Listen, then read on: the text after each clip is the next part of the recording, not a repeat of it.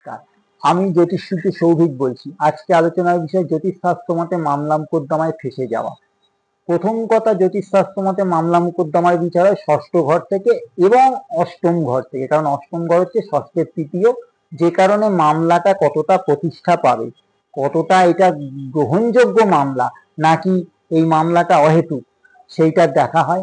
এবং মামলাটার দীর্ঘমেয়াদী হবে না, তাড়াতাড়ি ঠিক হয়ে যাবে, সেটার বিষয়টাও দেখা হয়। এর সাথে লগ্নপতি, পঞ্চমপতি, ষষ্ঠের দ্বাদশ, তার মানে কি মামলার থেকে মুক্তি, এবং মামলার কারক গ্রহ মঙ্গল, আইনি ঝামেলা রবি, শনি, আর ঝঞ্ঝাট পাকানোর জন্য রাহুকেও দেখা প্রয়োজন। এইসব গ্রহগুলো শুভাশুভ অবস্থানের উপর নির্ভর করে মামলাটা তাড়াতাড়ি শেষ হবে না দীর্ঘদিন চলবে, এবং তার পরিণতি হিসাবে জেল হবে কিনা তার জন্য দ্বাদশ ভাবেরও প্রয়োজন রয়েছে।